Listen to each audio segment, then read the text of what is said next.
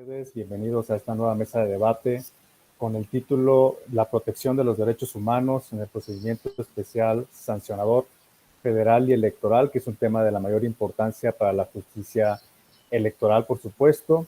Y para discutir y debatir este tema, contamos con la presencia justamente de la magistrada María del Carmen Carreón Castro, del magistrado Eduardo Sigala Aguilar, del magistrado Edgar Danés Rojas. Y si les parece bien, le daremos entonces en principio el uso de la palabra a la magistrada Carreón Castro, magistrada de la Sala Especializada del Tribunal Electoral del Poder Judicial de la Federación. Adelante, magistrada, por favor. Muchísimas gracias, doctor. Gracias a todas nuestras magistradas y magistrados por acompañarnos en esta última sesión. Créanme que ha sido un gran aprendizaje el que todos los lunes pudiéramos reunirnos y discutir varios temas que son actuales y que, pues que se sepa que la materia electoral de manera permanente estamos capacitándonos y buscando formas de impartir justicia, siempre con una visión de derechos humanos. Y eso me lleva a que el día de hoy hablemos del procedimiento especial sancionador con esta visión de derechos humanos que ha venido tomando, en donde, si bien es cierto, su naturaleza sancionadora de imposición de sanciones, también ha ido tomando una naturaleza restaurativa. Y les pediré si me dan oportunidad de conectar una presentación en donde me den el espacio, más bien la autorización.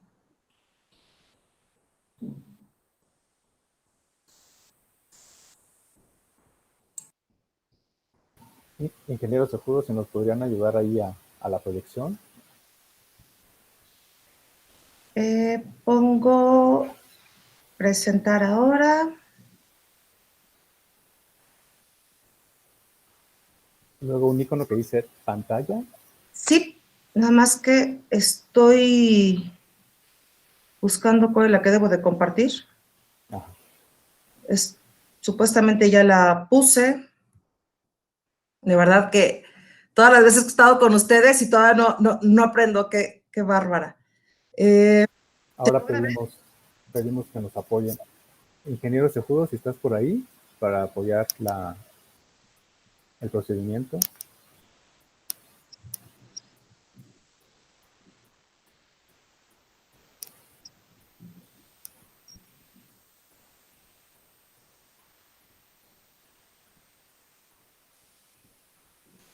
Hay que presionar la instrucción presentar ahora y luego elegir la pantalla. Uh-huh. Y luego compartir.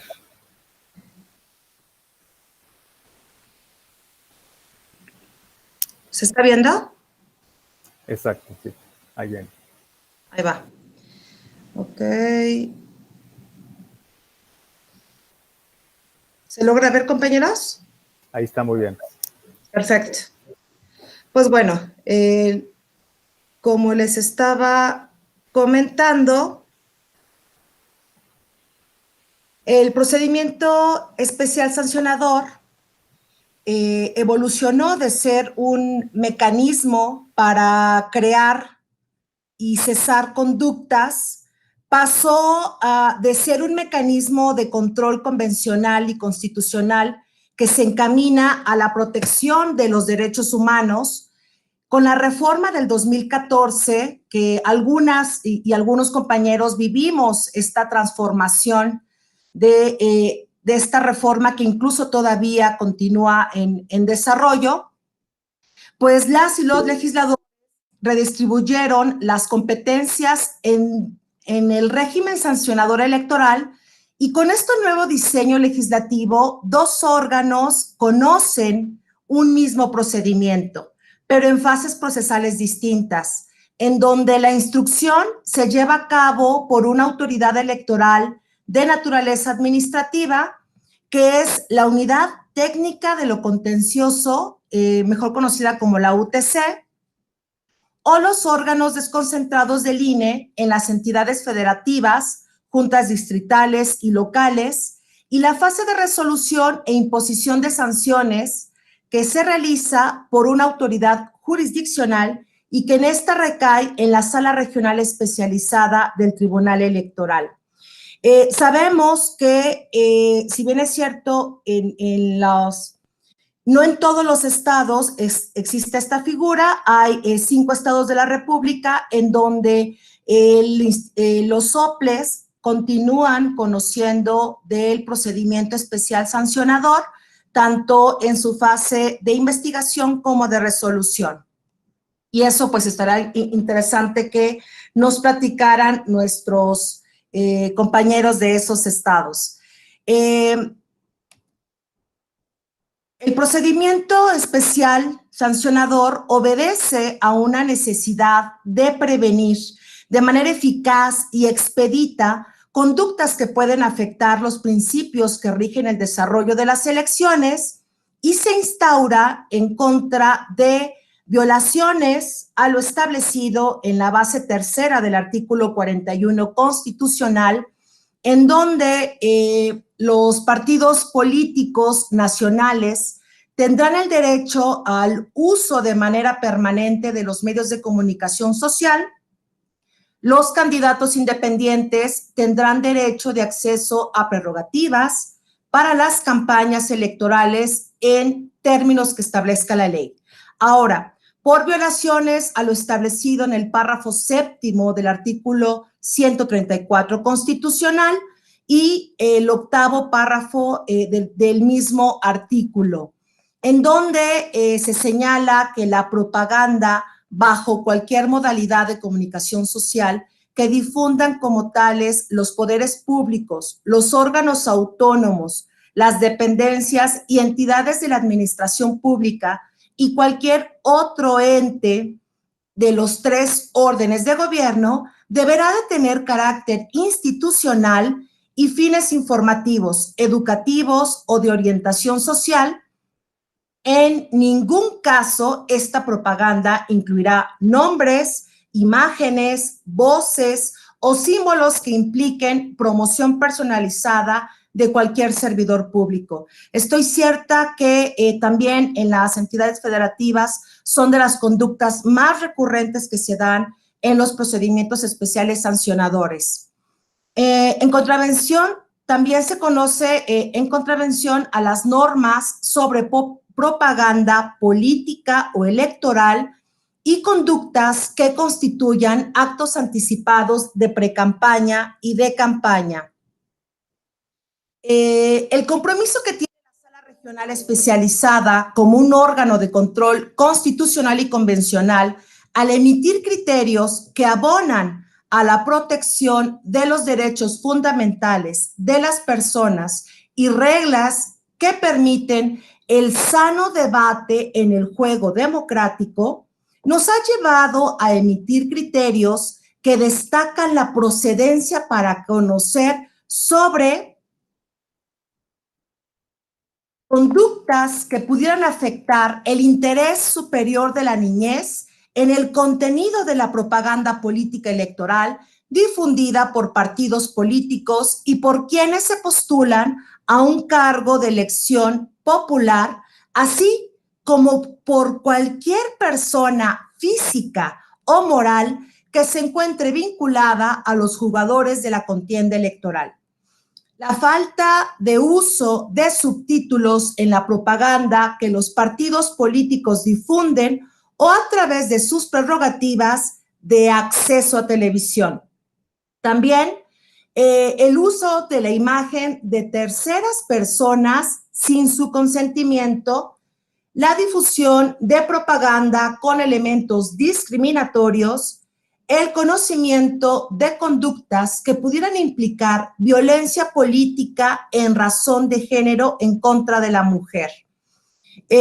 La protección de estas conductas subyace en la interrelación de los principios constitucionales y convencionales que como Tribunal Constitucional, la Sala Especializada está obligada a realizar para salvaguardar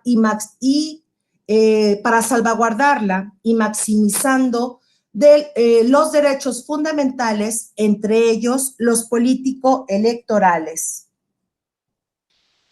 Pues esto se logra juzgando con una perspectiva de derechos humanos que protege y maximiza los derechos político-electorales de los grupos que se encuentran en una condición de vulnerabilidad. Y un claro ejemplo lo vemos con la sentencia PSC 27 del 2016, en la que la Sala Regional Especializada hace un exhaustivo análisis del marco convencional de los derechos humanos en el que está inmersa la discapacidad. Se allega de elementos en materia de acceso a la información en relación con los derechos político-electorales, pues la sentencia obligó que todos los spots estén subtitulados, con la finalidad de garantizar el acceso a la información a las personas con discapacidad auditiva, siguiendo el principio pro persona, por lo que la sentencia fundamenta su argumentación no solo en la convencionalidad, sino también en la protección del derecho al acceso a la información. A partir de su emisión, se empezaron a crear políticas públicas encaminadas a la inclusión y participación política de las personas con discapacidad. Este primer paso abrió brecha para visibilizar las necesidades de las personas con discapacidad auditiva y nos pone de una siguiente tarea, que es lograr que todos los spots en televisión y redes sociales de partidos políticos y candidatos independientes estén interpretados en lengua de señas mexicana, situación que día con día hemos visto que en noticieros, programas, sesiones de nuestra sala superior, de las salas regionales, incluso de algunos tribunales e institutos electorales locales, hemos visto ya la presencia cada vez más de intérpretes en lengua de señas mexicana. La sala regional especializada ha sostenido que la propaganda difundida por los partidos políticos y quienes contienden por un cargo de elección popular se encuentra amparada por la libertad de expresión y, por tanto, debe ser objeto de maximización en el contexto del debate político, a efecto de que se aporten elementos que permitan la formación de la opinión pública libre y el fomento de una auténtica cultura democrática. El derecho a la libertad de expresión también tiene limitantes, incluso cuando su ejercicio se da en el ámbito de la materia política o electoral, en donde la libertad de expresión tiene una mayor tolerancia y protección por ser un papel de los tribunales constitucionales que ha interpretado los alcances de los principios y valores fundamentales previstos en la Constitución y en los tratados internacionales, a fin de aplicarlos a casos concretos en donde se denuncie que se han sobrepasado los límites a la libertad de expresión en perjuicio de los derechos fundamentales de las personas, entre ellos el pleno respeto a los derechos de terceros, estableciendo un cuidado reforzado cuando se trata de los derechos de las niñas, niños y adolescentes, por lo que se ha retomado los parámetros establecidos por la Corte Interamericana de Derechos Humanos y ha considerado que el interés superior de la niñez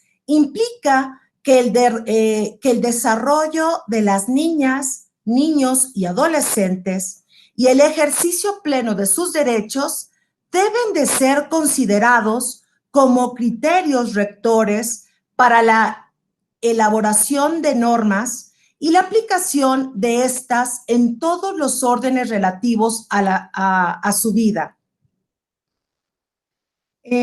Aún en la difusión de propaganda política o electoral, la Sala Regional Especializada ha considerado necesario salvaguardar el derecho a la imagen de las niñas, niños y adolescentes que son exhibidos en la propaganda política o electoral, y para ello se parte de una premisa fundamental. Toda vez que el derecho de la infancia merece una protección especial, en caso de cualquier duda que se presente en los casos que se analicen, se debe dar prevalencia al derecho de la niñez, por encima del ejercicio de la libertad de expresión de los partidos políticos o de quienes contienden a un cargo de elección popular. Como ustedes saben, en el año 2015, la Sala Regional Especializada conoció el primer asunto en materia de derechos de niñas, niños y adolescentes, en donde un partido político anuncia y salen varios niños cantando, y el promocional se conoce como Quién Pompó. Aquí se vinculó al Instituto Nacional Electoral a fin de que emitiera las acciones necesarias para regular su participación, y el INE emitió los lineamientos para la protección de niñas, niños y adolescentes en materia de propaganda y mensajes electorales, mismos que se han ido modificando a través de diversos criterios de nuestra Sala Superior y de la Sala Regional Especializada para atender circunstancias que originalmente no se previeron, quedando determinado que los lineamientos establecen las directrices para la protección del interés superior de la niñez en la propaganda política y electoral, ya sea dentro o fuera de un proceso electoral. Se regula la aparición directa o incidental en la propaganda. No solo se regula la aparición en spots, sino que se hace extensiva a cualquier tipo de propaganda, ya sea en espectaculares, videos, de redes sociales, propaganda impresa o cualquier tipo de propaganda en donde se utilice la imagen o voz de las niñas, niños y adolescentes. Se establecieron, incluso es para comentar que ya incluso varios estados conocen o ya han resuelto temas que tengan que ver con el interés superior de la niñez, lo cual pues nos va demostrando que la justicia electoral estamos coordinados con respecto a la defensa de los derechos humanos. Se establecieron como sujetos obligados a seguir los lineamientos tanto a partidos políticos, coaliciones, candidatos de partido y de coalición, candidatos independientes y autoridades electorales federales y locales, personas físicas y o morales relacionadas directamente con cualquiera de los otros sujetos. Y también se exige el consentimiento de la madre, del padre o de quien ejerza la patria potestad, entre otros. Y es muy importante también conocer que las niñas, niños y adolescentes que van a participar deben de manifestar su consentimiento y conocer para qué y con quién van a participar para que sea utilizada su imagen. Otro aspecto fundamental de análisis, estudio y lucha es el referente a la violencia política, en la cual, pues bueno, estamos ahorita inmersos tribunales electorales, institutos electorales, para establecer la coordinación que debemos de implementar ya sea en proceso electoral o no, para la defensa de los derechos de las mujeres. Aquí lo que se busca es, y se buscó, fue tipificar, prevenir y sancionar la violencia política contra las mujeres de abril de este año, que fue el 13 de abril, cuando se dan a conocer las reformas a estos 8 ordenamientos, determinando competencias y determinando qué autoridades deben de conocer para aquellos casos en los cuales sean violentadas las mujeres. Antes no se había incluido en la legislación electoral y federal alguna definición de lo que debe entenderse como violencia política en razón de género, por lo cual el Tribunal Electoral del Poder Judicial de la Federación emitió el protocolo para atender la violencia política contra las mujeres, un instrumento que sirve como guía para cualquier persona para poder determinar las características de la violencia política contra las mujeres y las autoridades que pueden intervenir en estos casos. La Sala Superior estableció los elementos cuya concurrencia es necesaria para que se actualice la violencia política en razón de género en el debate político. Se da, y esto tenemos que considerar, de que puede tratarse de algún otro tipo de violencia, pero no de violencia política en razón de género. Y esto es que se dé en el marco del ejercicio de los derechos político-electorales o bien en el ejercicio de algún cargo público que sea perpetrado por el Estado o sus agentes, por superiores jerárquicos, colegas de trabajo, partidos políticos o representantes de los mismos, medios de comunicación, y aquí la sala especializada ha emitido sentencias sancionando a medios de comunicación y a sus integrantes, y un particular también puede ser sujeto para conocer que haya afectado a una mujer o un grupo de personas. El acto u omisión simbólico, verbal, patrimonial, económico, físico, sexual y psicológico. También por cuanto hace al acto u omisión como símbolo que tenga por objeto o resultado menoscabar o anular el reconocimiento, goce o ejercicio de los derechos político-electorales de las mujeres. Que se base en elementos de género, esto es, que el acto u omisión se dirige a una mujer por el hecho de ser mujer, que tiene o que tenga un impacto diferenciado y que afecte de manera desproporcionada a las mujeres. Es así que las autoridades electorales hemos tomado cartas en el asunto a través de la instauración del procedimiento especial sancionador como un mecanismo para cesar las conductas perniciosas con el dictado oportuno de las medidas cautelares, ordenando la reparación integral del daño causado a través de la adopción de medidas de reparación y no repetición. Y también por medio de la imposición de sanciones, con la que se pretende persuadir que el mismo infractor o cualquier otra persona pudiera incurrir en una falta similar, de tratar de que sean inhibitorias. Y para salvaguardar el principio de igualdad y no discriminación, así como para garantizar y promover el pleno respeto a los derechos humanos, entre ellos el derecho de la mujer de ejercer sus derechos político-electorales libre de violencia desde la Judicatura Federal, se ha determinado que la vía para el conocimiento y, en su caso, imposición de sanciones corresponde al procedimiento especial sancionador.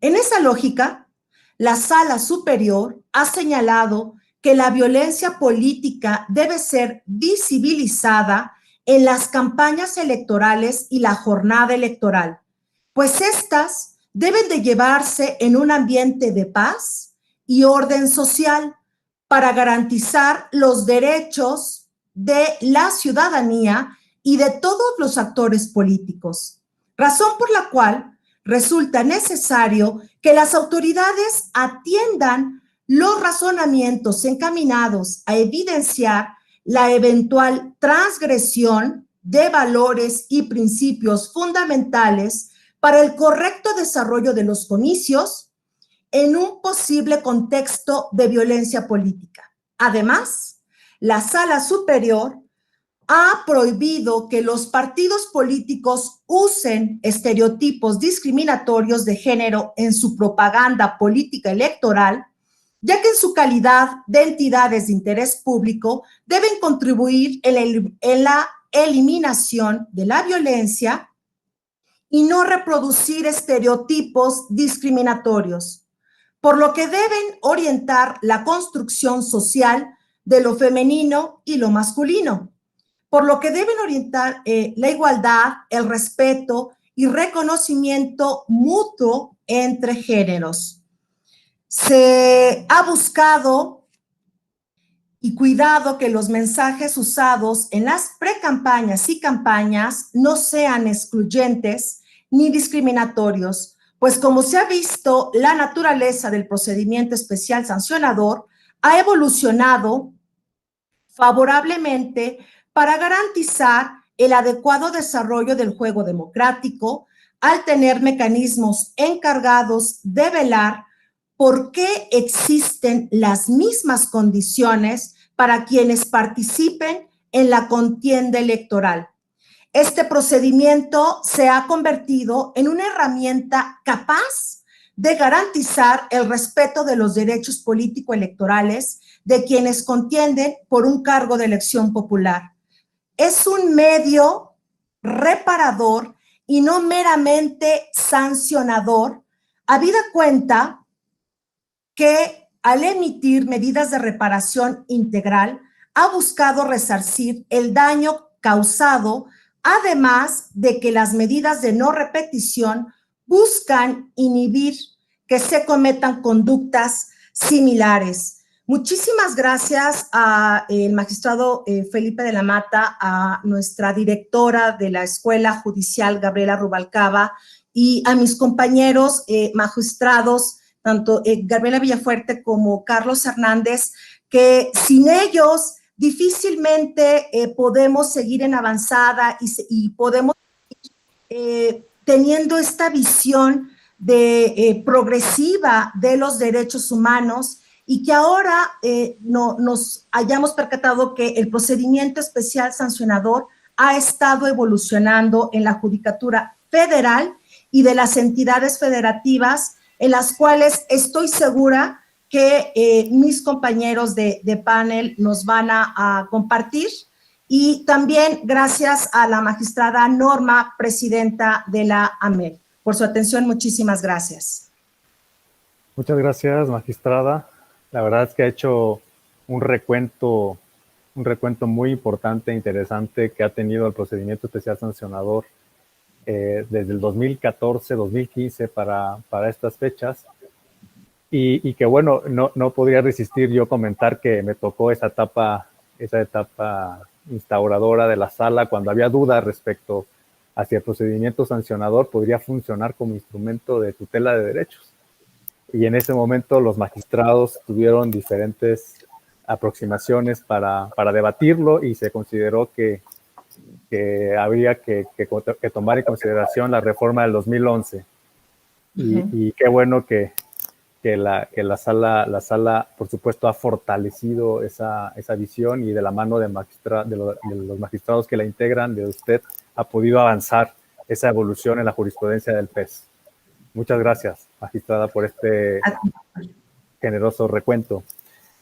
Ahora doy el uso de la palabra al magistrado Eduardo Sigala Aguilar del Tribunal Electoral del Estado de Veracruz. Adelante, magistrado, por favor. Muchas gracias, mi querido doctor Alfonso Herrera. Antes que nada quisiera darle el agradecimiento muy encarecidamente al señor magistrado Felipe Fuentes Barrera, a la directora Gaby Rubalcaba y a nuestra presidenta Norma Angélica Contreras Magadán por la elaboración de estos debates tan interesantes. Y bien, pues bien, entrando a lo que es el tema en el ámbito local, pues sí, como bien lo dijo la magistrada Carmen Carreón, efectivamente esta reforma política electoral del 2014 es un verdadero parteaguas entre estos temas con la creación y con el nuevo conocimiento del procedimiento especial sancionador, porque como bien lo dijo, también existieron algunos estados, como fue el caso de Veracruz, en el que esta reforma bien cambiaba la manera de resolver estos procedimientos, porque así como en nivel federal se establecía que iba a ser el Instituto Nacional Electoral quien llevara toda la substanciación de estos procedimientos y que sería la sala regional especializada quien resolviera, en el caso de Veracruz fue similar, porque el organismo público local electoral, de acuerdo con la ley, es el organismo encargado de llevar todo este procedimiento, el instaurarlo, el desahogar todas las pruebas, para que sea el Tribunal Electoral de Veracruz el que resuelva en definitiva respecto a estas comisiones de las conductas. Es un tema bien interesante cuando nosotros nos tocó que nos escogieran y nos designaran como magistrados, el poder empezar a conocer estos nuevos procedimientos, porque un tema que a mí me recuerda mucho en esa época fue primero que nada el tema de la competencia, cuándo iban a ser los asuntos competencia locales y cuándo iban a ser federales, porque si bien nosotros podemos decir que a primera vista el artículo 470 de la LEGIP es muy clara cuando nos dice cuál es la competencia de la sala regional especializada, creo que con la práctica, no me dejarán mentir que en aquellas épocas se empezaron a dar diversos conflictos que no permitían saber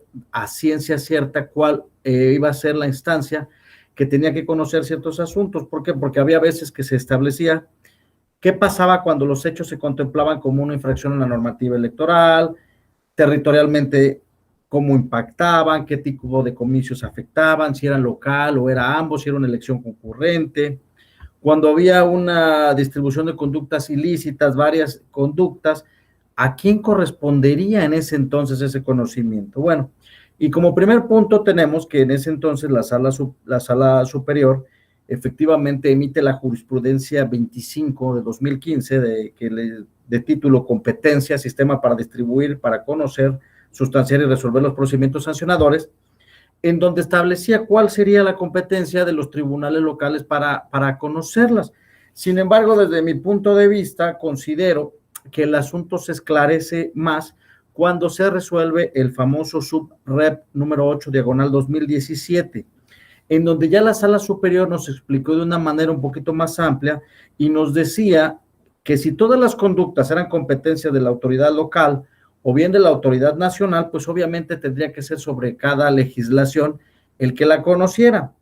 Pero también nos dijo que si unas conductas eran competencia de la autoridad nacional y otras locales, y en caso de que se pudieran escindir, esto actualizara una división de la continencia, entonces la autoridad tenía que ser nacional. Recordaremos que ese subrep nos abre un poquito más el panorama para decir que no se podía dividir esa continencia de la causa, que solamente cuando se pudieran escindir y que no existiera riesgo de esa división, entonces ya habría cada una de las autoridades la que iba a conocer de los asuntos. Creo que eso fue muy importante porque eran cuestiones que no se plantearon por el legislador y que lo fuimos resolviendo poco a poco en la práctica cada uno de ellos. Y lo quise traer a colación porque precisamente fueron de los primeros conflictos que nos encontrábamos cuando en aquel entonces recién inaugurada la sala regional especializada con los tribunales locales. Pero bien, entrando en el tema que a nosotros nos atañe, que es la protección de estos derechos humanos, la protección de estos derechos humanos en el procedimiento especial sancionador, a mí sí me gustaría platicar de algunos casos en específico que nos tocó resolver en Veracruz a mis compañeros y a su servidor, y uno de ellos que quisiera yo hablarles fue un tema que tuvo repercusión a nivel nacional, que fue en el año 2018, en el cual un candidato a diputado local del norte de Veracruz, en una de sus giras, y estando ante un grupo de militantes de sus partidos, realiza un discurso en el que dice, él dice que su abuelito usaba el machete para hacer la milpa, y de ahí dice que el machete también servía no solamente para hacer faena, sino que decía, mi abuelo tenía un machete, con este machete servía para limpiar la milpa, chapolear el potrero, pero también sirve para otra cosa, sirve para darle de planazos a las mujeres que se portan mal. Y también hay unas personitas que se portan mal, que hay que darle pajuelazos, no cortados. Entonces, como podemos ver, es una expresión que a todas luces es contraria a todas las normas a todas las leyes de derechos de las niñas y niños, el acceso a las mujeres es una libre de violencia. Es una actitud que sin duda alguna el tribunal consideró que actualizaba esta violencia política. Recordemos que de género, recordemos que en ese entonces teníamos el protocolo, el famoso protocolo para juzgar con perspectiva de género, a través del cual nosotros teníamos que analizar los hechos. En este asunto en particular, si bien es verdad, el candidato manifestó que sí se encontró en el lugar, pero que no ha dicho palabras, lo cierto es que se tenían pruebas claras, pruebas contundentes, había videos, había testigos, había entrevistas, había una certificación que demostraron que efectivamente estaba la imagen de este candidato con un machete en mano en todos sus mítines, y que efectivamente era muy clara su conducta. Yo creo que aquí nosotros analizamos que efectivamente se habían actualizado todos estos elementos de acuerdo con la jurisprudencia 21/2008, que actualizaban esta violencia política de género. Fue un asunto que les quería comentar que fue muy sonado, porque efectivamente se declararon la existencia de las violaciones. Incluso esta persona la recurrió ante la Sala Jalapa, sin embargo, la Sala Jalapa determinó confirmar esta sentencia, ¿no? Porque creo que era una sentencia que a todas luces era apegada a derecho. Ese fue uno de los temas que nosotros impusimos. Ahora bien, otro tema que quiero sacarles aquí, que es importante mencionar, es que nosotros en ese asunto se adoptaron diversas medidas para tratar de inhibir actos futuros semejantes, y en ese entonces nosotros vinculamos a los partidos políticos encargados de este candidato, que era una asociación, a la FEPADE, al titular del Poder Ejecutivo del Estado de Veracruz, al titular de la Secretaría de Gobierno, al OPLE, al Instituto Veracruzano de las Mujeres y a la Fiscalía del Estado, para que hiciera estas labores, las cuales hasta la fecha se siguen llevando a cabo para efecto de poder inhibir esta conducta. Otro asunto que también fue muy interesante en materia de protección de derechos humanos, y que también lo consideramos como violencia política de género, fue un asunto también de una candidata a diputada local, en el cual los partidos que formaban la coalición de esta candidata efectivamente vinieron a manifestar que esta había sido víctima de diversas amenazas a su campaña. Este tema fue bien interesante porque se lograron aportar pruebas ante el organismo público local electoral de Veracruz, que incluso varios de sus colaboradores fueron golpeados, fueron levantados, incluso le fueron a arrojar una mano afuera de la casa de esta precandidata. Fue un asunto en el que se contaba con muchas pruebas, incluso había certificaciones de las lesiones y había testimonios de las personas que habían sido levantadas por grupos armados en aquel momento, y que efectivamente todos estos mensajes lo que trataban de hacer era intimidarla para que ella pudiera renunciar a esta candidatura a la cual tenía derecho. Aquí ella viene a denunciar, es una mujer que efectivamente viene a ejercer su derecho, y en ese sentido, aquí en el tribunal nosotros al analizar todo el cúmulo de pruebas, determinamos que sí se encontró acreditada esta violencia política en razón de género. La verdad fue un caso que tuvo mucho eco en el estado de Veracruz, y aquí también se actualizaron todos los elementos que en ese entonces marcaba la jurisprudencia para efecto de establecer esta violencia política. Ahora, aquí es importante mencionar que no se determinó quién o quiénes habían sido los autores de estas conductas, porque, bueno, ustedes saben que a pesar de toda la investigación exhaustiva que hace el OPLE, pues también se encuentra limitado a comparación de una autoridad administrativa de tipo penal para seguir haciendo más indagaciones. La verdad es que sí se encontraron con pruebas, no se logró acreditar a quién o quiénes resultaran. Sin embargo, el tribunal adoptó medidas para no repetición del acto reclamado, y también se vinculó a todos los partidos políticos, al titular del Poder Ejecutivo de Veracruz, al gobernador, a la Fiscalía, al OPLE, Instituto de Acusación de las Mujeres.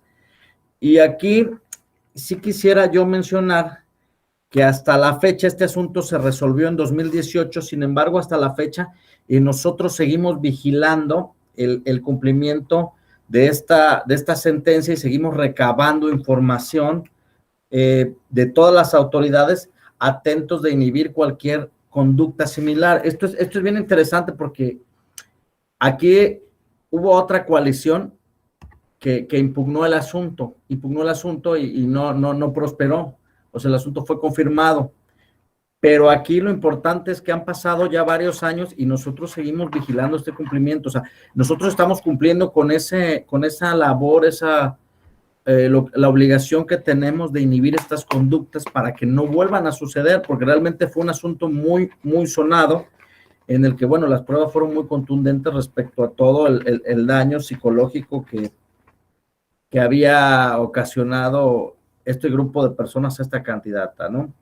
Creo que aquí fue uno de los parteaguas de este tribunal, precisamente por todas las pruebas que se contó, ¿no? Y aparte, pues también reconocer el valor de la candidata para denunciar, para estar ahí presente, atenta al asunto, y que, bueno, sobre todo, pues eso es muy importante, creo yo, porque la coalición a la cual ella representaba fueron los que denunciaron, pero ella aportó todas las pruebas que estaban a su alcance también para poder acreditar estas cuestiones.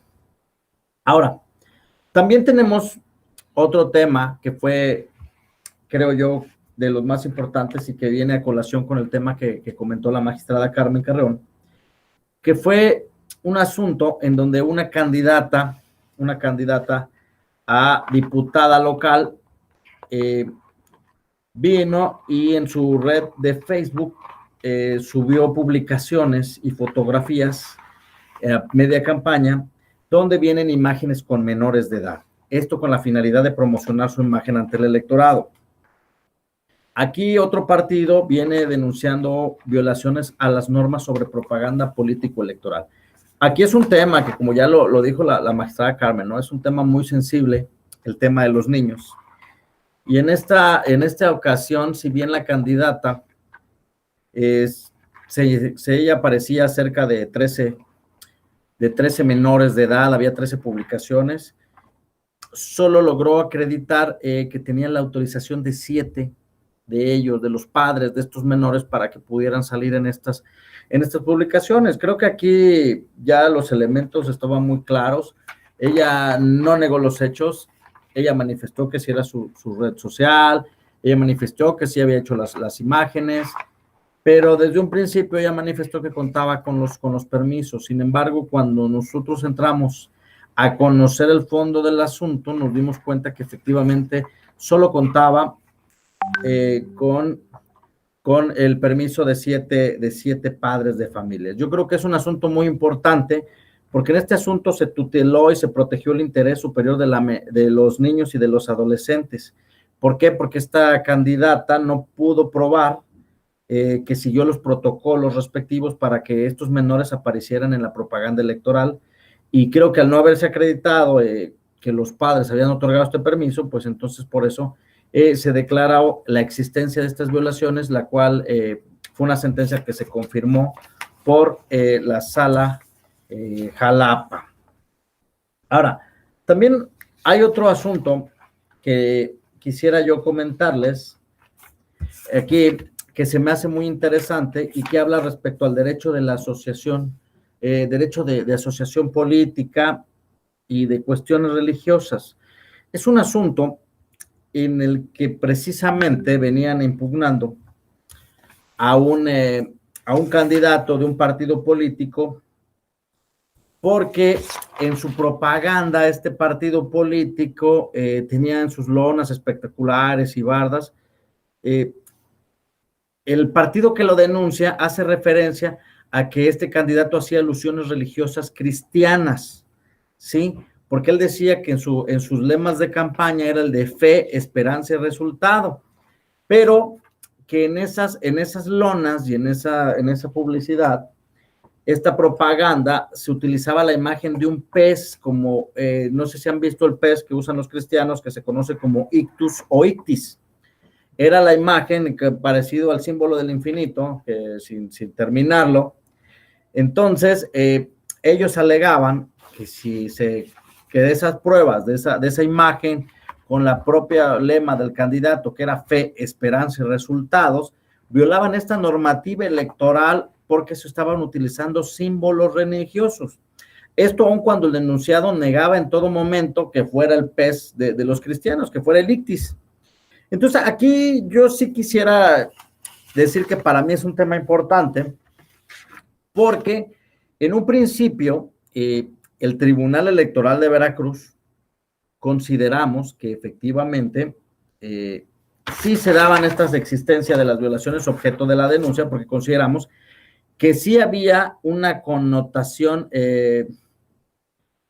porque nosotros habíamos dicho que sí era la imagen de un pez, considerábamos que sí se asemejaba a la imagen de este pez, que era un símbolo religioso y de fertilidad, y que además contenía una connotación mesiánica y escatológica, y dijimos que se acreditaba también que el lema fe y esperanza, pues de manera conjunta podían acreditar esta vulneración a la propaganda religiosa.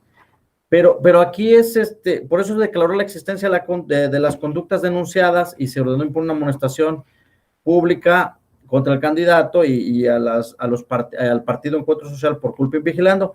Sin embargo, creo que es un tema bien interesante, porque este tema fue recurrido ante la Sala Regional Jalapa, y la Sala Regional Jalapa revocó el asunto porque ellos consideraron que no se acreditaba plenamente y fehacientemente ese uso de símbolos religiosos. ¿Por qué digo que es interesante? Porque ustedes a lo mejor pueden decir, bueno, ¿y por qué nos viene a hablar de un asunto que les revoca la sala, ¿no? Cuando tendría que hablar de todos los que lo confirmaron. Pero creo que sí es importante, porque la sala regional ya nos da una visión, nos da un panorama general para tener ya certeza respecto a lo que tenemos o no que resolver respecto de estos temas. Incluso creo que ahí es importante, porque la sala estableció que de los componentes que se describían en el conjunto del contexto social del municipio y de las imágenes plasmadas, consideraron que no era posible arribar a la única conclusión de que se trataba propaganda de contenido religioso, ya que la figura del pez con líneas por debajo que simulan agua, si bien guarda cierta semejanza, lo cierto es que no es suficiente para concluir que es propio o corresponde de manera inequívoca al símbolo ictus referido por la autoridad. Creo yo que esto fue una resolución que se hace por mayoría la Sala Jalapa. Sin embargo, creo yo que es importante. ¿Por qué? Porque nos abrió el panorama y estableció las bases sobre las que teníamos que resolver. Creo que son temas de los que, desde mi punto de vista, en procedimiento especial sancionador, han sido de los más importantes que hemos resuelto. No quiero decir que hay algunos otros que también son interesantes, pero creo que por los temas que se manejaron en este tema, pues el primero que les comenté, el del candidato con el machete. No es posible que un candidato con un machete diga que es para darle planazos a las señoras. El de la candidata que van y le arrojan la mano afuera de su casa, que le levantan al secretario particular, un grupo armado, que lo mandan al hospital, que le balacean la casa. Después este tema de los menores de edad, del interés superior de los menores para aparecer en la propaganda, que fue un tema bien interesante, porque recordarán que cuando empieza todo este tema del año 2015 para acá, casi la mayoría de los candidatos subía publicaciones a su red social de Facebook. No sé si recordarán que como era una red personal, privada, empezaban a subir y a subir y a subir y empezaban a utilizar estas figuras de los menores hasta que se empieza a regular el tema de los permisos, el tema de, ahora sí que su interés superior. Y bueno, todo esto viene a colación por todos los asuntos que resuelve sala regional en su momento, también relacionados con los niños, como bien lo manifestó la magistrada Carmen, ¿no? Y recordarán también el famoso asunto del niño Yahweh. Todos esos temas que son los que a nosotros nos han dado luz verde en los estados para que nosotros podamos ir replicando desde nuestra trinchera y tutelar los derechos humanos, porque como bien lo dijo Carmen, el procedimiento especial sancionador no es un procedimiento meramente sancionador, es instaurado para que tenga como finalidad el remediar las situaciones de las personas a que se vulnera y generar esa equidad, esa verdadera equidad en el proceso. Creo que es un procedimiento reparador, un procedimiento que tutela los derechos humanos y pues bueno, desde mi perspectiva, esta es la óptica de cómo resolvimos algunos asuntos en el Tribunal Electoral del Veracruz, el cual de manera similar a la Sala Regional Especializada viene a partir del año 2015 resolviendo todos estos procedimientos. Muchas gracias a todas. Muchas gracias. Muchísimas gracias, magistrado Sigala. Destacaría de su exposición la proximidad que nos da de casos relevantes que ha tenido el Tribunal Electoral y que nos dan una luz del drama que muchas veces se puede vivir detrás de un procedimiento sancionador como los que comentó. Y también la dialéctica, ¿no? Lo que comentaba, las diferentes interpretaciones que pueden darse sobre un mismo caso, en este caso por parte de la Sala Regional Jalapa, y que es muy propio de la dialéctica de los derechos, ¿no? Es decir, el diálogo que debe haber entre los magistrados, los jueces, los tribunales, para llegar a conclusiones al respecto. Muchas gracias por su exposición. Pasamos ahora a la exposición del magistrado Edgar Danés Rojas, magistrado del Tribunal Electoral del Estado de Tamaulipas. Adelante, doctor, por favor. Muchas gracias, Alfonso. Es un gusto estar con ustedes. Primeramente, bueno, la nobleza obliga. Quiero agradecer la invitación para participar en este interesante debate electoral, que creo que es el que cierra una serie de debates que a mi gusto fueron una extraordinaria idea, muy exitosa y además muy fructífera.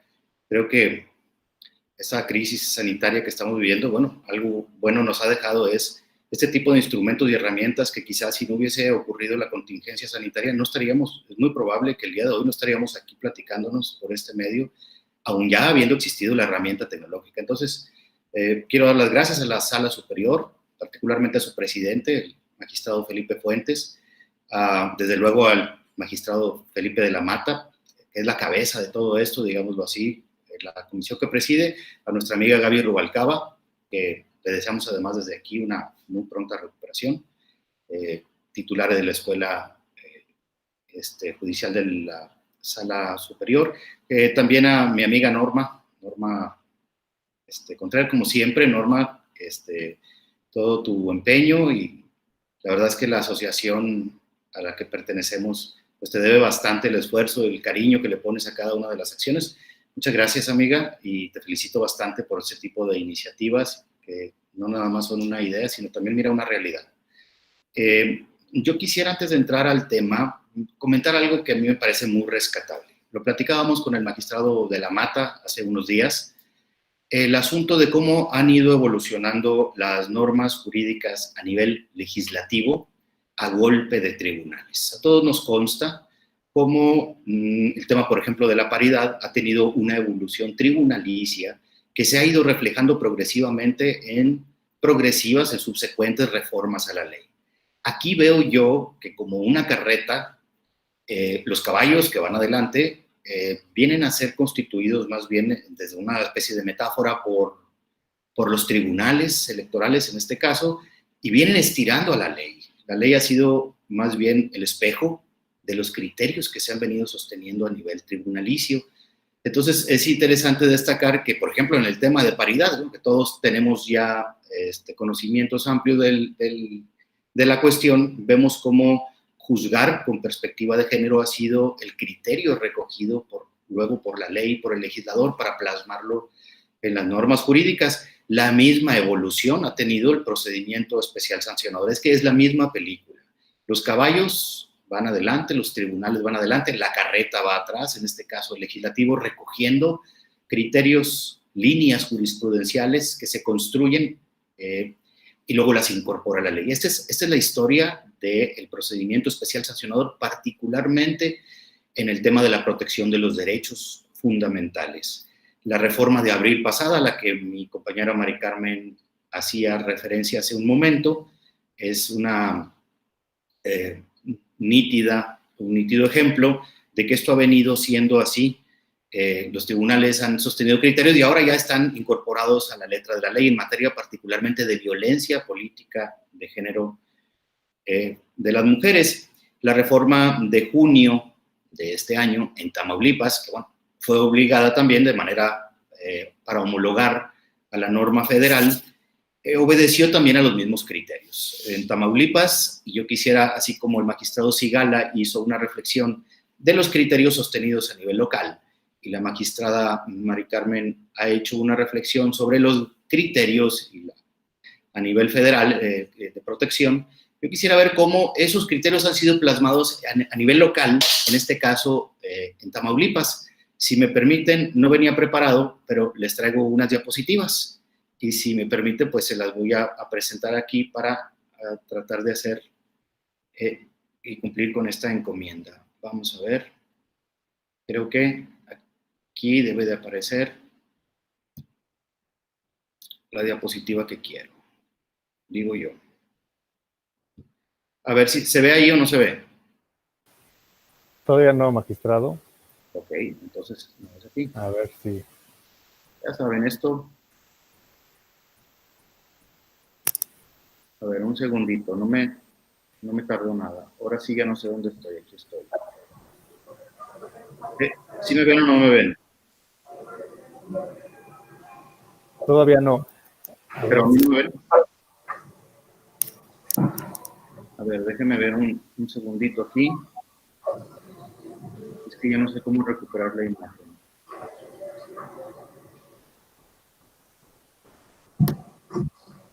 Déjenme ver. Pero no aparezco yo en la pantalla, ¿verdad? No, aún no. Ok, si me aguantan 30 segunditos, no me tardo. Ahí vengo.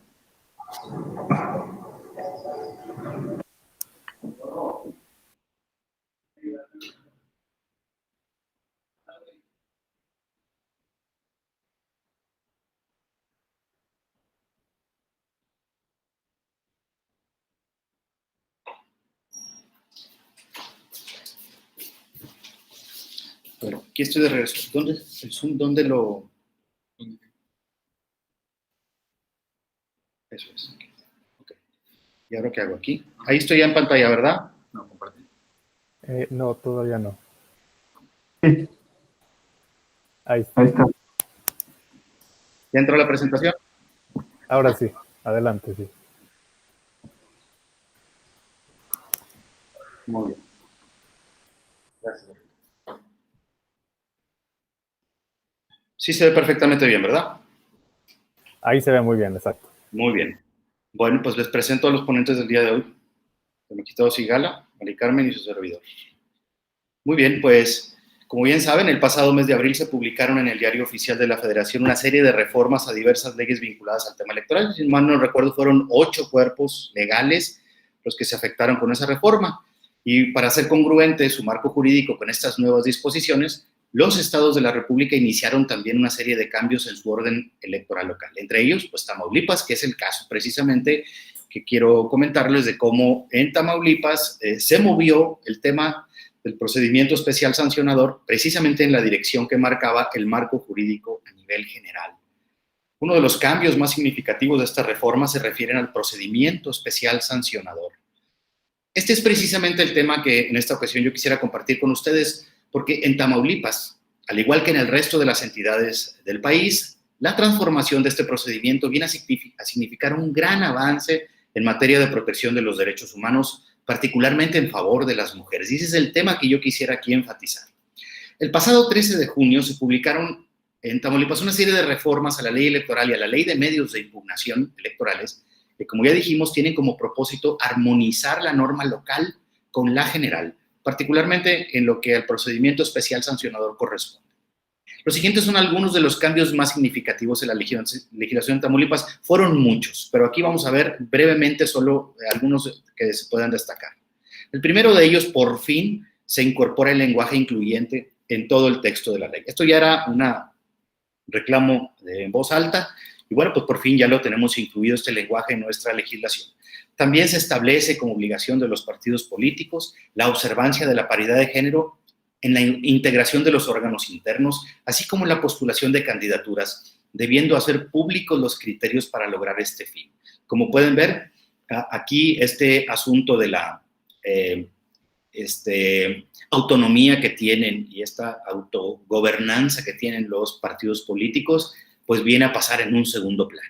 Ya no hay con que mi norma interna me establece y yo me autolimito así.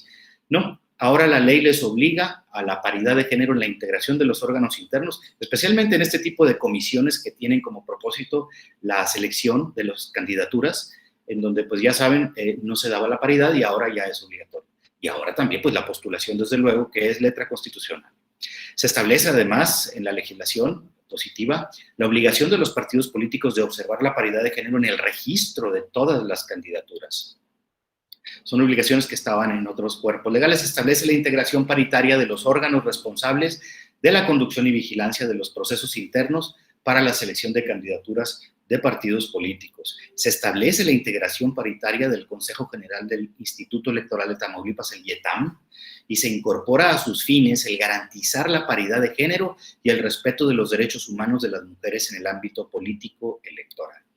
Se establece como impedimento para postularse a candidaturas a la gubernatura, a las diputaciones y los ayuntamientos el haber recibido condena por delito de violencia política contra las mujeres en razón de género. Se establece la prohibición de difundir propaganda política o electoral que constituya actos de violencia política contra la mujer en razón de género, así como las sanciones aplicables. Y se establece un amplio catálogo de conductas que constituyen violencia política contra las mujeres en razón de género en el ámbito electoral. Estas solo son algunas de las cuestiones que se incorporaron a la legislación en este último en esta última reforma que se llevó a cabo. Lo que podemos ver es que cada una de estas, digamos, innovaciones, pues a todos nos suenan totalmente familiares en virtud de que hemos sido los tribunales quienes desde precisamente nuestros espacios jurisdiccionales hemos ido construyendo este tipo de normas que ahora, como decía al inicio, el legislador hizo propias y las plasmó en la ley, en el texto de la ley. La reforma sustantiva que acabamos de ver condujo necesariamente a un ajuste a las normas de carácter adjetivo. Y esto es lo interesante porque ahí es donde el procedimiento especial sancionador empieza a cobrar una relevancia particular, que es el mecanismo precisamente protector de este tipo de nuevos derechos a nivel legislativo. A la ley electoral en Tamaulipas se le hicieron dos cambios interesantes. El primero de ellos estableció que las quejas o las denuncias por violencia política contra las mujeres en razón de género se sustanciará a través del procedimiento especial sancionador. La instancia encargada de instruir este procedimiento es la Secretaría Ejecutiva del IETAM, del Instituto Electoral. Esta es una de las incorporaciones que se hizo específicamente en el tema de violencia política contra la mujer. Además, se incorporó un capítulo relativo a las medidas cautelares y de reparación que podían ser ordenadas por las infracciones que constituyen violencia política contra las mujeres en razón de género. La instancia, igualmente encargada de resolver sobre las medidas cautelares y de protección, es la Secretaría Ejecutiva. Aquí yo quisiera hacer una pausa porque la misma ley hace una disección de qué es una medida cautelar y qué es una medida de reparación. Y esto es interesante porque, como lo decía el magistrado Sigala hace un instante, el procedimiento especial sancionador transitó de una cosmovisión eminentemente sancionadora a un concepto reparador. Y esto se ve ahora, lo habíamos visto a nivel de sentencias, de línea jurisprudencial, pero ahora lo tenemos en el texto de la ley. Por eso nuestra ley en Tamaulipas ha hecho esta disección entre medidas cautelares y nos establece que una de las medidas es retirar la campaña violenta contra la víctima haciendo públicas las razones. Otra medida cautelar es, cuando la conducta sea reiterada por lo menos en una ocasión, suspender el uso de las prerrogativas asignadas a las personas agresoras. Y finalmente dice que las medidas cautelares es ordenar la suspensión del cargo partidista de la persona agresora. Con relación a las medidas de reparación integral, establece la ley que es la indemnización de la víctima. Como podemos ver, el procedimiento especial ahora en Tamaulipas, como a nivel federal, es reparador. La restitución inmediata del cargo al que fue obligada a renunciar por motivos de violencia, la disculpa pública y las medidas de no repetición. Como puede verse, en materia de procedimiento especial sancionador, la reforma en Tamaulipas transitó de un modelo sancionador a uno de corte reparador de derechos. Esto es una verdadera revolución en el sentido de la protección de los derechos fundamentales en el procedimiento especial sancionador, con el enfoque particular de la defensa de la dignidad política de las mujeres. Y esto es lo que más, digamos, se pueda destacar de esta reforma. Otra ley que se afectó con motivo de estos cambios sustantivos fue la Ley de Medios de Impugnación Electorales de Tamaulipas.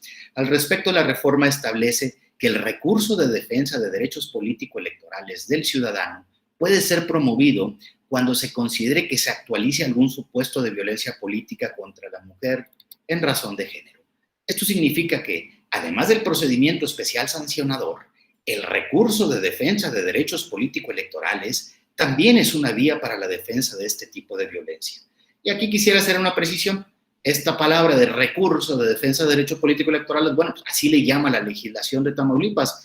Es sabido que las legislaciones de algunos otros estados de la República le llama juicio, incluso hasta otro nombre, juicio electoral y de algunas otras formas, pero es exactamente la misma figura técnica. Está claro que estas dos reformas vienen a proteger de manera más amplia y expresa los derechos político-electorales de las mujeres.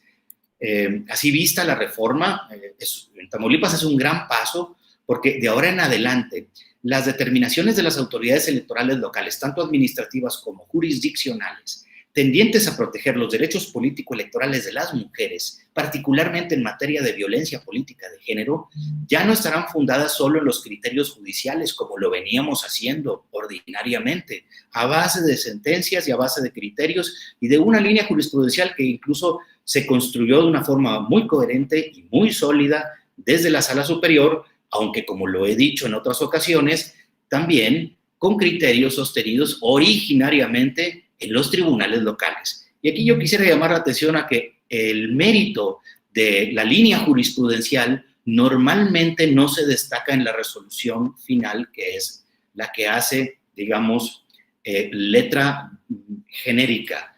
A esto me quiero referir que cuando se dicta una línea jurisprudencial, un criterio relevante, una sentencia relevante en la sala superior, por decirlo así, o en las salas regionales, nunca se cita que en muchas de las ocasiones ese criterio viene originario del tribunal local. Los tribunales locales hemos estado haciendo jurisprudencia y no se nos ha, el mérito todavía no se sociabiliza. En mi opinión, el escudo protector de los derechos de las mujeres en Tamaulipas ahora es doble. Por un lado, tiene la línea jurisprudencial trazada por el Tribunal Electoral del Poder Judicial, que digo es muy sólida y es muy coherente. Y por el otro lado, ahora tenemos la nueva letra de la ley, esta nueva letra reformada, que se homologa con los criterios establecidos en las normas generales. La reforma electoral viene potenciada en Tamaulipas porque crea un mecanismo bicéfalo de control constitucional, protector de los derechos humanos de las mujeres en materia de violencia política de género. Lo decía bien la magistrada Mari Carmen hace un instante, es un mecanismo que ha ido evolucionando y de ser sancionador, simplemente ahora se ha convertido en un mecanismo de control constitucional defensor de los derechos humanos. En este caso, el procedimiento especial sancionador en la etapa administrativa, que además transita de un modelo sancionador a uno de corte restaurativo de derechos. Así es como se protege el la forma bicéfala, el mecanismo bicéfalo de control constitucional, y la otra forma pues es a través del recurso de defensa de derechos político-electorales del ciudadano, ya en el nivel jurisdiccional, que protege en su esencia la dignidad política de las mujeres. Para concluir, yo quisiera hacer un comentario final, si me lo permiten. A mí me llama mucho la atención que, siendo esta doble protección el verdadero corazón de la reforma, esta doble protección a nivel jurisdiccional y a nivel administrativo, esta doble protección de los derechos fundamentales de las mujeres, no se haya razonado en ningún momento, ni en la iniciativa de reforma local, ni en la comisión legislativa que elaboró el dictamen, ni tampoco en el pleno del Congreso local. Me consuela saber, sin embargo, que afortunadamente los magistrados electorales, gracias a la Escuela Judicial, gracias a la Sala Superior del Tribunal Electoral del Poder Judicial de la Federación y gracias a nuestra asociación, pues tenemos este tipo de foros para poder decirlo. No me resta más que decirles que ha sido un verdadero privilegio el poder participar en este debate electoral y bueno, pues por su atención, muchas gracias. Muchas gracias, magistrado Danés, por su exposición tan clara, tan precisa respecto a la evolución que ha tenido el PES y los derechos humanos en Tamaulipas. Y si les parece bien, abrimos ahora un espacio para participaciones de las magistradas y los magistrados que lo consideren. Con mucho gusto les damos el uso de la palabra. Si alguien gusta hacer uso de la voz, con todo gusto.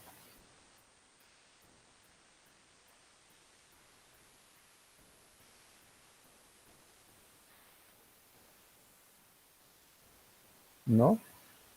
¿No se anima nadie?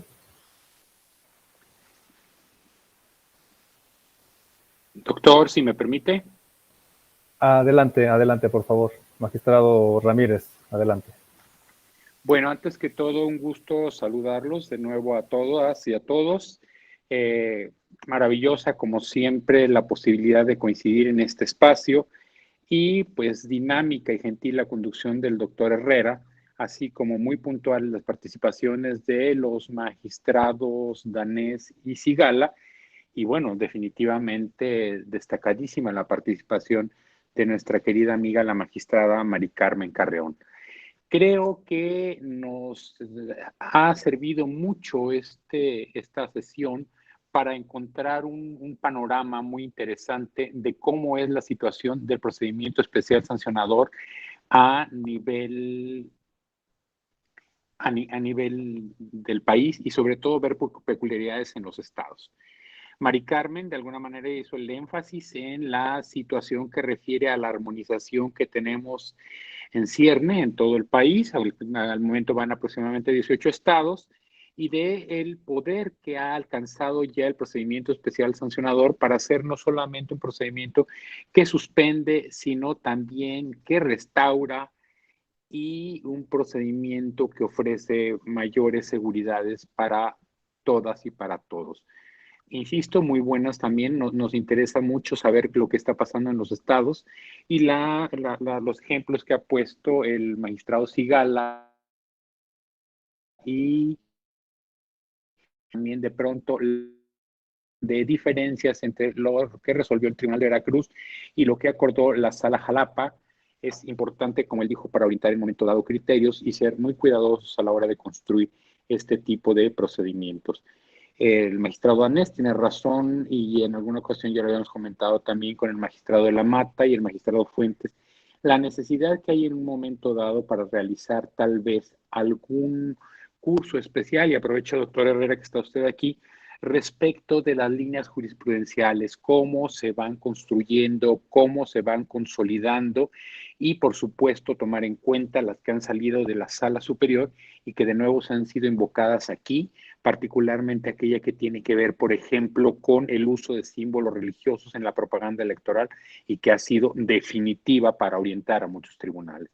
Por otra parte, también lo único que sí quiero llamar la atención es el riesgo de que cuando algunas legislaturas locales, por supuesto, sin ninguna mala intención, y no lo digo con ironía, lo digo claramente, tratan de suplir alguna laguna jurídica, como es la que se refiere al párrafo octavo del artículo 134 constitucional, y legislan para tratar de dar la competencia completa a los tribunales locales en materia de propaganda electoral y difusión de la figura de los funcionarios en funciones, se presenta una acción de inconstitucionalidad, nos quitan a después los tribunales nos quitan a los estados por este, digamos, error involuntario de los congresos, la competencia, y siempre he creído que donde hay una laguna jurídica, hay pescadores que aprovechan esto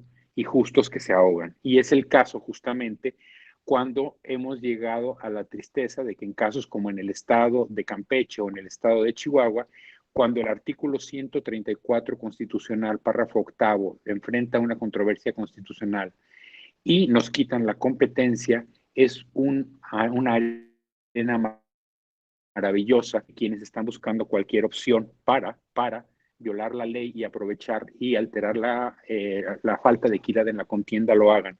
Por lo cual, aquí pienso también que tenemos que trabajar muy coordinadamente y procurar tener un buen diálogo con los congresos de los estados para evitar este tipo de situaciones y también hacer conciencia a todos los niveles, particularmente al federal, que los estados existimos y que es necesario respetar la competencia que debemos de tener en asuntos electorales en nuestro ámbito. La verdad es que reitero mi agradecimiento y creo que esta es una muy buena oportunidad para reflexionar del gran poder que tiene ahora el procedimiento especial sancionador y que, como también gusta decir el magistrado Felipe de la Mata, de especial ya no tiene nada y de sancionador es solamente uno de sus múltiples apellidos. Continuemos pues con esto, agradezco los comentarios y dejo abierto el espacio también para opiniones de mis compañeros. Gracias, doctor Herrera, por su indulgencia. Muy amables, un abrazo. Muchísimas gracias, magistrado Ramírez. He tomado nota de su propuesta, una propuesta que creo que todos saludamos en la escuela, seguramente, en la escuela judicial. Y ahora doy el uso de la palabra a la magistrada Contreras Magadán. Por favor, magistrada. Muchísimas gracias, doctor. Bueno, primeramente, felicitar a la magistrada Carmen Carreón, a nuestros compañeros Eduardo Sigala y Edgar Danés por exponernos este tema, ¿verdad? Un tema que además de interesante, creo que es apasionante cada vez que nos toca a algunos de los tribunales resolver los procedimientos especiales sancionadores por la diversidad de temas y de cuestiones tan particulares que se nos presentan, ¿verdad? Es nuestro último debate de esta segunda edición. Son debates que nos han permitido comentar los temas, analizar, ¿por qué no disentir? Que realmente era uno de los objetivos, ¿verdad? Debatir, comentar, analizar, plantear los diferentes puntos de vista sobre esta cantidad de temas que a todos nos interesan, ¿verdad? Y que se consideró importante ponerlos sobre la mesa. Quiero agradecer, en este que es el último de los debates de esta segunda temporada, pues a nombre de las magistradas y los magistrados de la asociación de la AMEL, Asociación de Magistradas y Magistrados Electorales Locales de los Estados Unidos Mexicanos, al magistrado Felipe Fuentes Barrera, al magistrado Felipe de la Mata, a la doctora Gaby, que le mandamos un fuerte abrazo, esperamos su pronta recuperación, a todo el equipo de la Escuela Judicial que nos han estado apoyando de una manera tan profesional, y bueno, pues agradecer, ¿verdad?, a todas las magistradas y los magistrados que han estado al pendiente de estos debates, algunos participando, otros al pendiente de los comentarios, y bueno, más que nada hacer el agradecimiento, y en esta ocasión, doctor, por esa moderación que has llevado. Muchísimas gracias a todos. Muchas gracias, magistrada. Doy ahora el uso de la palabra al magistrado Miguel Nava. Por favor, magistrado. Muchas gracias. En primer lugar, felicitar a nuestros ponentes en este día y, como ya lo decía la magistrada Norma, hoy es el último de los debates. Fue un mes y días, cada 8 días de intensa exposición y sobre todo de confrontar ideas pero en la cuestión de avance de los derechos político-electorales. El comentario es que quizá hasta hace un año, digo, en alguna parte del foro, quizá todavía se tenía la duda de que si estos derechos político-electorales eran derechos humanos. Tal parece que a lo largo de 2019 se llegó ya en definitiva a que sí. En definitiva son derechos políticos electorales, son derechos humanos. Y son derechos humanos porque van inherentes a la persona en el ejercicio de estos derechos. Creo que con la reforma de junio de 2011 se vino a cambiar ese lenguaje incluyente, ese lenguaje benéfico para los que aspiran a un cargo de elección popular, y sobre todo en este tema que hoy se dio en dos vertientes, en el ejercicio jurisdiccional y en la cuestión de la protección de esos derechos político-electorales. Yo creo que no hay duda. Llegaron para quedarse. Y de nosotros, en el foro jurisdiccional, depende su permanencia y progresividad. Yo creo que así hay que verlo, porque finalmente nosotros sentamos la línea de su aplicación, la línea de su ejercicio, y sobre todo, por mandato constitucional, el artículo 1 es en beneficio de las personas. Entonces, un tema muy interesante que hay que aplaudir a los ponentes de hoy en día, porque esto va a dar mucho de qué hablar, sobre todo porque la prueba de fuego es el proceso electoral de 2021. Y también decirles que en aquellas legislaturas que no hicieron finalmente su adecuación, pues hay finalmente mucho tema con lo que se ha logrado posicionar con la sala superior y con las salas regionales, y lo que se ha comentado también por los tribunales electorales. Entonces, de antemano, un reconocimiento a todos los ponentes, y muchas gracias también, doctor Herrera, por su conducción. Muchas gracias, magistrado, por su reflexión. Doy ahora el uso de la palabra a la magistrada Yodilabey Alvarado. Adelante, magistrada Yoli, por favor. Muchas gracias, doctor. Muy buenas tardes a todas y a todos. Es un gusto saludarlas y saludarlos como todos los lunes. Decía ahorita la presidenta Yamel, pues es la última de los debates, efectivamente, y va nuestro agradecimiento para todos y todos los que lo han hecho posible. De verdad que cerrar estos debates con este tema es hacerlo con broche de oro. Por lo tanto, quiero felicitar a la magistrada Carmen Carrión y a mis compañeros magistrados, Eduardo Sigala y Edgar Danés, por su participación del día de hoy. Creo que ha sido muy importante conocer desde aspectos generales del procedimiento especial sancionador hasta casos específicos en los cuales se ha hecho esta aplicación.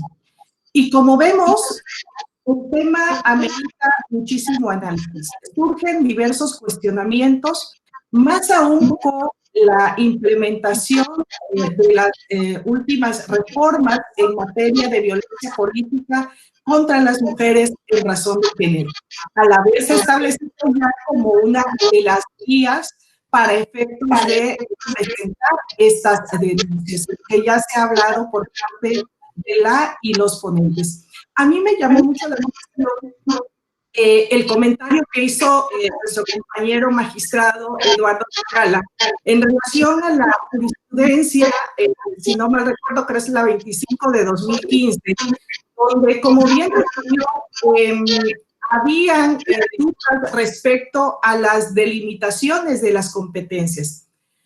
Y uno de los cuestionamientos que ahora se hace en base a las reformas en materia de violencia política es si esta jurisprudencia va a tener aplicación o cuál van a ser los criterios que nos van a orientar para efectos de la tramitación de estos casos de violencia política. Así que creo que al haberse abordado, creo, y puesto sobre la mesa este punto, sería importante conocer sus puntos de vista. Por supuesto que sé que esto, llegado el momento, vamos a tener que resolverlo en sede jurisdiccional. Entonces, eso es por un lado. También otro aspecto que comentaba la magistrada Carmen Carrión es que aún existen estados de la República, incluido mi querido Tabasco, en el cual pues no se hicieron las reformas y el OPLE es el que sustancia y también resuelve estos procedimientos.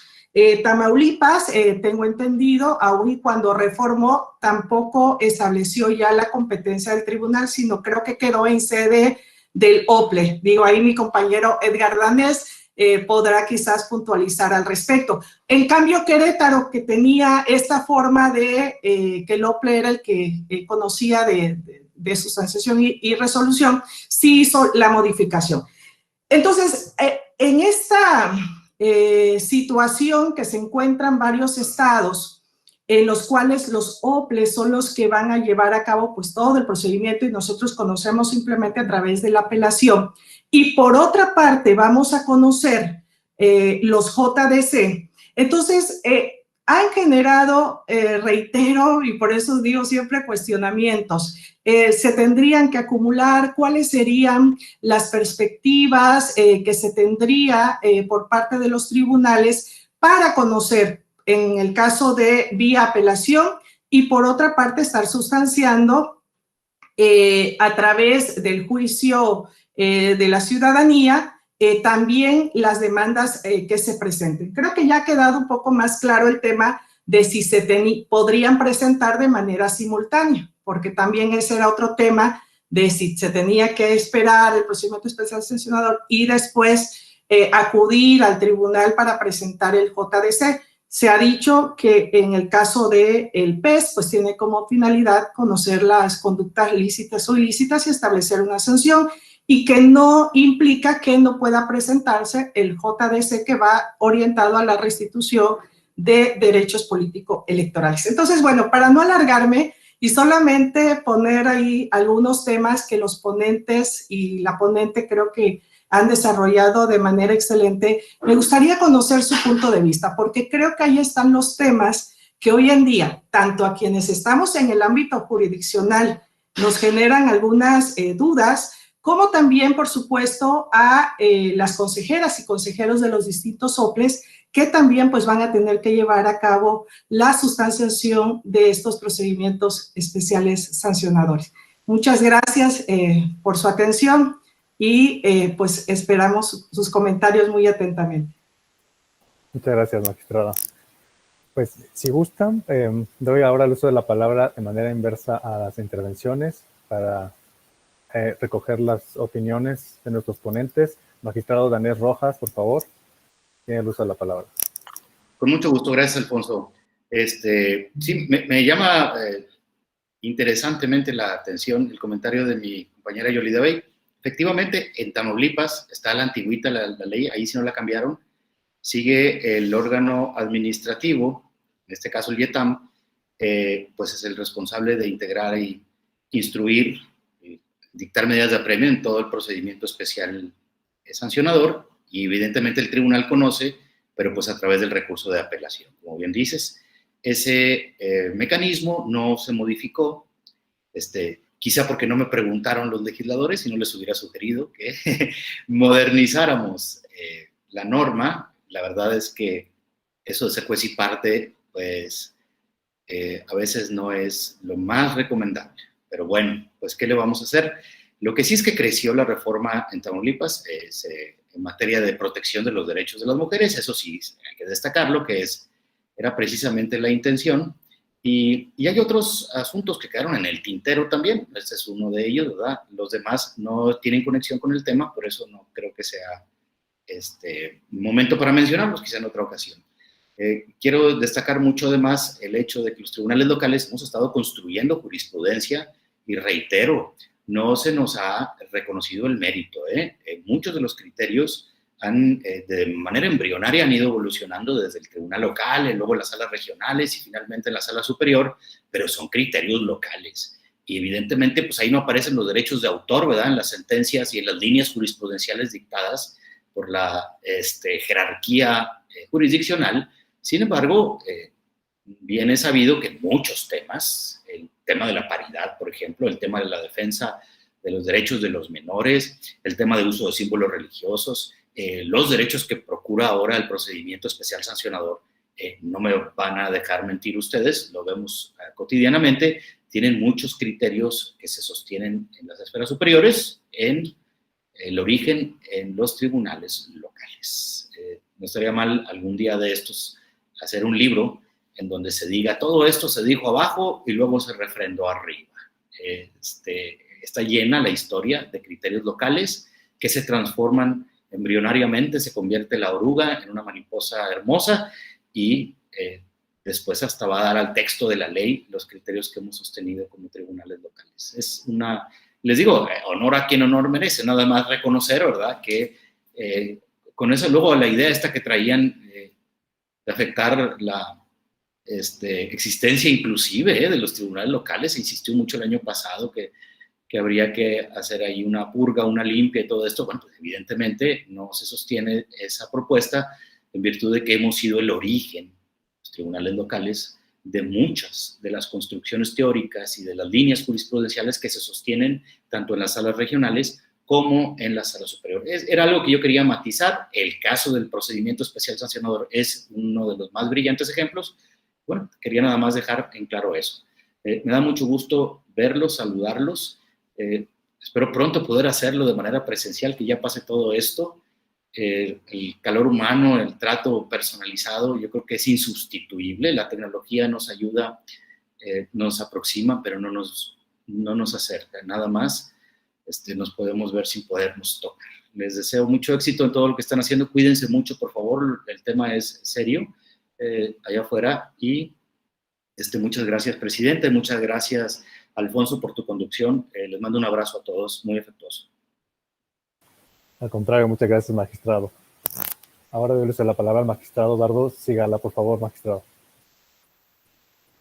Muchas gracias, doctor Herrera. Muchas gracias. Pues la verdad, simplemente quiero agradecer encarecidamente al magistrado Felipe Fuentes Barrera, al magistrado Felipe de la Mata, a nuestra presidenta de la asociación, Norma Angélica Contreras Magadán, a la doctora Rubalcaba, por la organización de estos debates tan maravillosos, de los cuales hemos aprendido a través de esta lluvia de ideas, de esta interacción que hemos tenido. La verdad, tanto magistrados locales como magistrados federales, esto nos ayuda a crecer en conceptos, a ver las cosas desde una distinta óptica.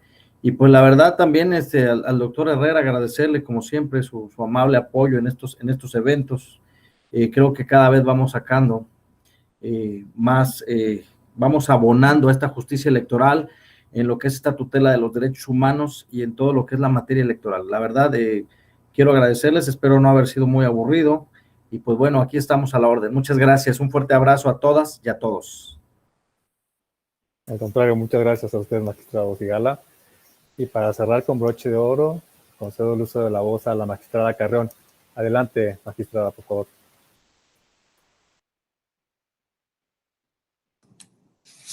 Gracias, doctor. Créame que es un inmenso placer para los que tenemos el gusto de conocerle. Qué lindo escribe y qué grandes artículos nos ha regalado. Pues bueno, créanme que es un honor que usted nos coordine en la mesa. Y bueno, sin duda comparto parte de las consideraciones de mis compañeros de panel. Digo, también fui magistrada electoral local y claro que defiendo el federalismo y estoy cierta que muchos de los análisis, puesto que he promulgado que los tribunales e institutos electorales locales tienen una importancia fundamental porque conocen cómo están distribuidas las fuerzas políticas y en el momento de que están resolviendo, siempre están viendo cómo mantener esa paz social y que la transferencia del poder se haga de manera pacífica. Y por lo que comentaba mi compañera Yolidabel, que bueno, aparte de guapa, súper inteligente, pues bueno, esta jurisprudencia 25 del 2015 continúa vigente.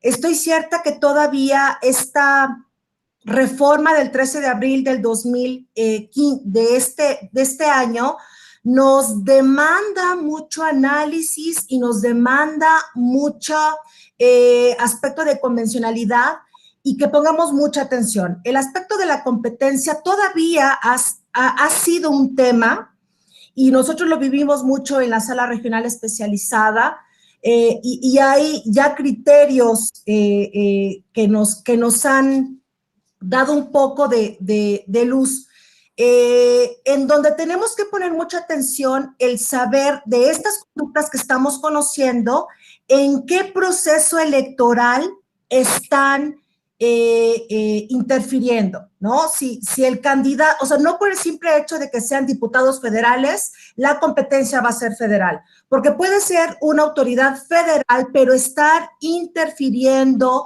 en un proceso electoral, entonces la competencia sería de esa entidad federativa. Espero con eso explicar.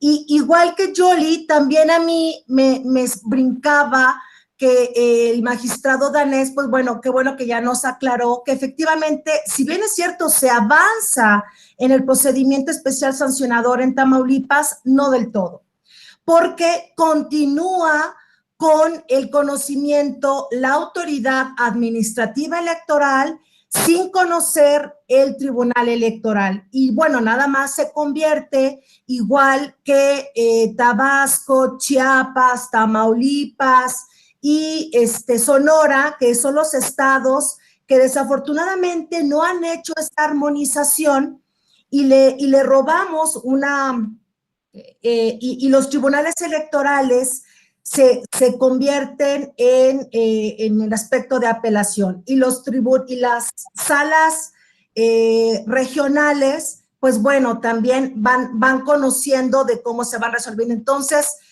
desafortunadamente ahí, desde mi punto de vista, en Tamaulipas sí hay un avance, pero no del todo, ¿no? Porque debieron de haber contemplado, como en las demás entidades federativas, que conociera solamente la autoridad administrativa, la recepción de la queja y su investigación. Y creo que